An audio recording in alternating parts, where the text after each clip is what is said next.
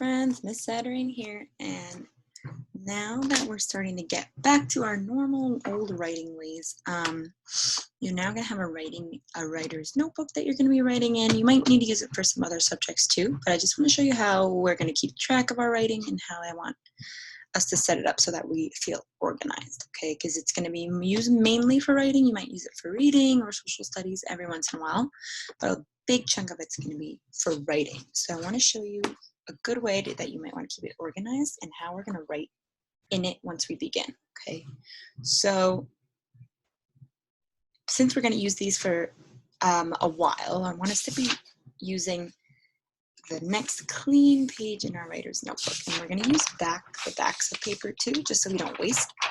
But like I said, we might be using this for different subjects. So I think a good idea to try might be to make little tabs for yourself. And the biggest tab, of course, is going to be writing, because we're going to be writing a lot. So if you want, you can organize this by using a little Post-it and making a nice tab for writing, and just stick it in there.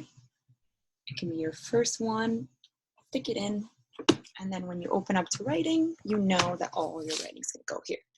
Let's say you're working on reading and Miss Moran says, oh, today you're going to respond to your book by answering this question. Maybe you want to make a nice reading tab that's more towards the end of the book. You want to dedicate a big chunk to writing, because you know we're going to be writing a lot.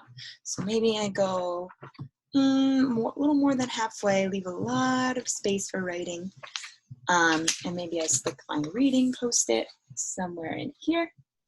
So now I know if I ever have an assignment for reading, I can just go to my Post-it, and that's where I'm going to do my reading questions, okay? But for now, Miss Saturn's going to really be focusing on the writing part and how we're going to write in this notebook. So I'm opening up to my writing tab, and the first thing I'm thinking of when I'm writing is I really want to make sure that I have the date. Okay, every time we write in your writer's notebook, I want us to put the date so that your teacher knows what you've been working on that day. So today's date just happens to be March 29th of 2020. However you want to write the date, you can write it out, that's fine. And you might be working on the same assignment a few days a week, so I want you to leave a space, because let's say tomorrow I'm working on the same story. I can just write a comma and I'm going to write 3:30. Okay, 20. Okay, so that shows me that I've been working on it today, and I'm also working on it tomorrow. So every day you work on the same story, just add that next date. And this brings me to my next point. In our writer's notebook, we're going to skip lines, okay, just to make sure, because we like to go back and edit and revise, and that means that we might need to fill in some spaces. So we want to leave spaces after every other line. You can always keep adding your Post-its and your revision strips if you need, but really try to skip your best to skip lines. So I'm going to say, let's say we're writing about how to write in our notebook.